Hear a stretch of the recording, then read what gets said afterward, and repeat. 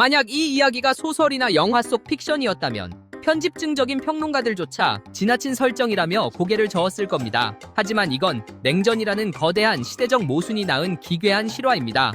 1989년 당시 전 세계에서 해군력으로 서열 6위에 이름을 올렸던 집단은 어느 강대국이 아니었습니다. 바로 우리가 편의점에서 흔히 마시는 파란색 로고의 기업 펩시였죠. 자본주의의 상징인 콜라 회사가 어떻게 잠수함 17척과 구축함, 순양함, 호위함까지 거느린 해군 강국으로 거듭나게 되었을까요? 이 황당하면서도 냉소적인 비즈니스의 전말을 이해하려면 먼저 1959년 모스크바로 가야 합니다. 당시 미국과 소련은 체제 경쟁이 한창이었습니다. 모스크바에서 열린 미국 국립박람회에서 당시 미 부통령 닉슨과 소련의 서기장 흐루쇼프는 모델하우스 부엌에 서서 자본주의와 공산주의의 우월성을 두고 유치한 설전을 벌였는데 이것이 그 유명한 키친 토론입니다. 이때 펩시의 임원 도널드 캔들은 이 외교적 긴장을 비즈니스의 기회로 포착했습니다. 그는 닉슨에게 다가가 소련 독재자의 입에 자본주의의 맛을 보여주자고 제안했고 땀을 흘리던 흐루쇼프에게 시원한 펩시 한 잔을 건넸습니다. 흐루쇼프가 펩시를 영어프 마시는 장면은 전 세계 신문 1면을 장식했고 펩시는 철의 장막을 뚫고 공산주의자의 입맛을 사로잡은 음료라는 전설적인 상징성을 얻게 됩니다. 하지만 비즈니스가 궤도에 오르자 치명적인 문제가 발생했습니다.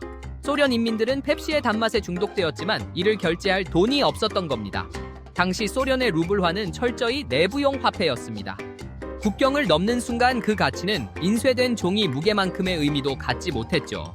국제시장에서 루블은 종이 조각이나 다름없었고 외환 보유고가 바닥난 초강대국 소련에게 달러는 국가 기밀급으로 귀한 자산이었습니다.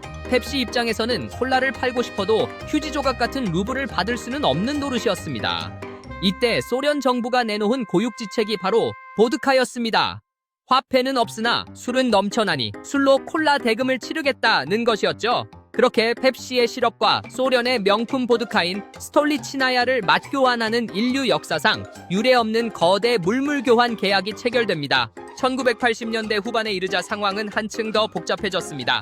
소련 내 펩시의 인기는 통제불능 수준으로 폭발했고 이제는 보드카를 창고째 쏟아부어도 콜라 대금을 감당할 수 없는 지경에 이릅니다. 펩시는 밀린 대금을 받아야 했고 대안이 없던 소련 정부는 결국 인류 역사상 가장 황당한 제안을 던집니다. 바로 퇴역을 앞둔 군함을 대금 대신 가져가라는 것이었죠. 농담 같은 이 제안은 1989년 현실이 되었습니다. 펩시는 소련으로부터 잠수함 17척, 순양함 1척, 구축함 1척, 호위함 1척을 인도받습니다. 총 20척의 위풍당당한 함대를 보유하게 된 순간이었습니다. 수치상으로만 따지면 당시 펩시의 해군력은 인도나 한국, 독일 같은 국가들보다 잠수함 보유 수에서 앞서는 세계 6위 수준이었습니다. 설탕물 제국이 실질적인 군사력을 보유한 유사 국가의 지위에 오른 셈입니다. 당시 펜타곤의 정보 분석관들에게 펩시의 함대 보유 소식은 단순한 해프닝이 아니었습니다. 레이더에 잡힌 17척의 잠수함이 전략적 위협이 아니라 미납된 콜라 대금의 담보물이라는 사실을 보고서에 적어야 했던 그들의 서류상 곤혹스러움은 냉전이 얼마나 우스꽝스러운 결말로 치닫고 있었는지를 방증합니다. 펩시 CEO 도널드 캔들이 미 정부 안보보좌관에게 우리가 당신들보다 훨씬 빠르게 소련 해군을 무장 해제시키고 있다고 던진 농담은 사실을 가장 정확하게 꿰뚫은 통찰이었습니다. 수조 달러의 국방비로도 하지 못한 일을 콜라 시럽 몇 드럼이 해낸 것이니까요. 자, 그럼 펩시는 이 거대한 함대를 가지고 무엇을 했을까요? 만약 펩시가 이 군함들을 고철로 팔지 않고 유지했다면 우리는 아마 기업이 국가의 폭력 수단을 완전히 대체하는 사이버펑크적 미래를 조금 더 일찍 목격했을지도 모릅니다. 펩시 로고가 박힌 잠수함이 전 세계 해상 보급로를 장악하고 코카콜라 운반선을 납포하는 기괴한 상상력 말입니다. 하지만 펩시는 가장 자본주의적인 선택을 했습니다. 펩시는 인도받은 함대를 즉시 노르웨이의 선박 해체장으로 보냈습니다.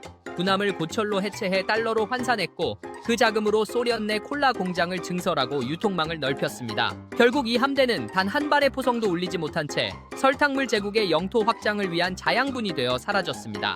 피 흘리는 전쟁 대신 달콤한 이윤을 택한 자본주의의 완전한 승리였습니다. 물론 펩시 해군은 배를 팔아치우기 전까지 아주 짧은 기간만 존재했습니다. 그러나 이 사건은 단순한 흥미거리를 넘어 이념의 대립보다 강력한 것이 소비의 욕망이며 탱크보다 무서운 것이 자본의 논리라는 사실을 역사에 선명하게 각인시켰습니다.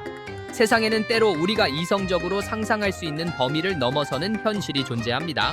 다음에 콜라를 마실 때 잠시 떠올려 보십시오. 당신이 마시는 그 검은색 음료가 한때 거대한 제국의 함대와 맞바꿔졌던 냉전 시대의 가장 달콤하고도 차가운 거래의 주인공이었다는 사실을 말입니다.